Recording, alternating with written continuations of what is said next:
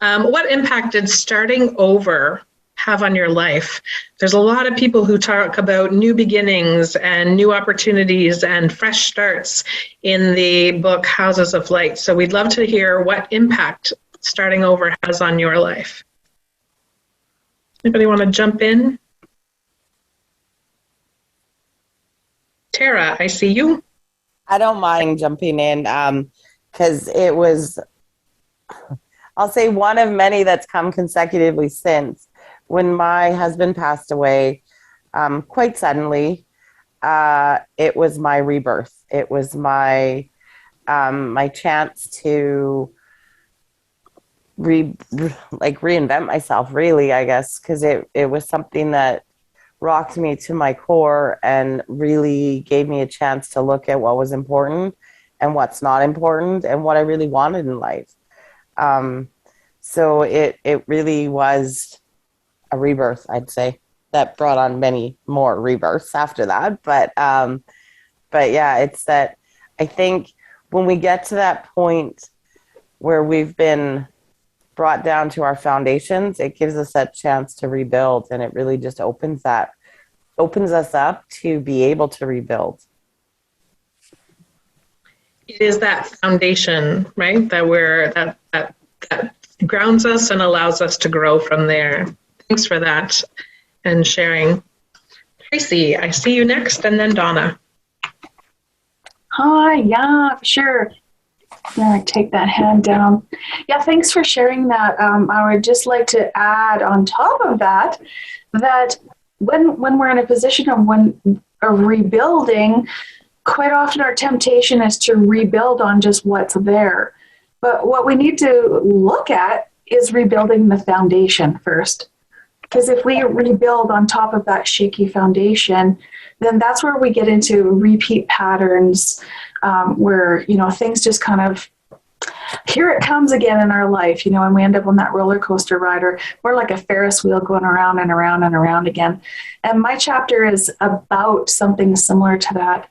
I didn't lose my husband per se directly, but I had gone through some rough marriages and a divorce, and it was a different kind of loss.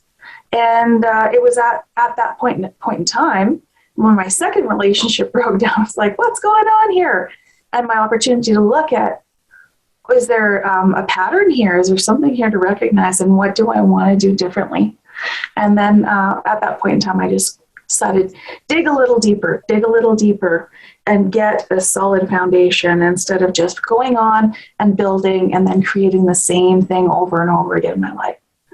And so that's what I do now, is I help people do that, and help people, meaning starting with myself.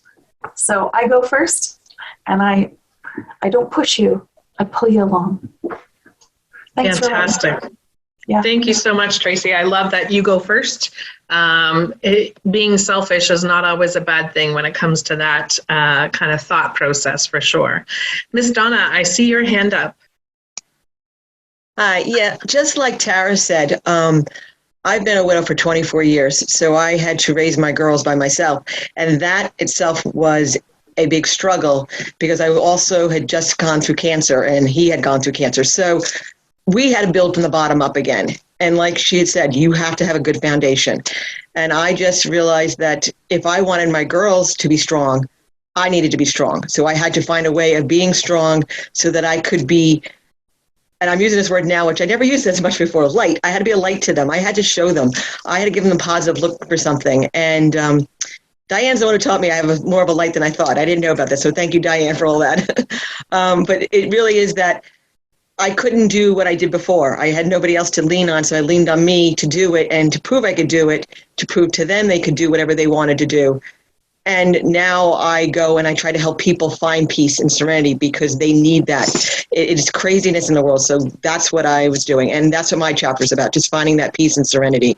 When you have to start over, where you're going to go and how can you make it work from there. And that's a gift we give ourselves, is that peace and serenity. Thank you, Donna. That's awesome. Meg, I see your hand up.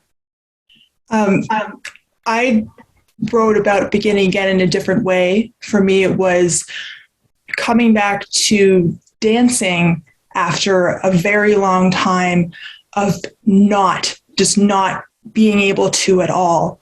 And what it's been for me is embracing myself as I am now, not putting the pressure of like wishing I hadn't lost the time, wishing I was other ways, expecting myself to be the way I used to be.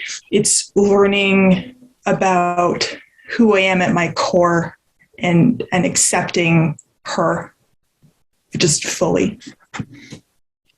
Wow, that's pretty powerful. When we accept ourselves, all the things that are possible.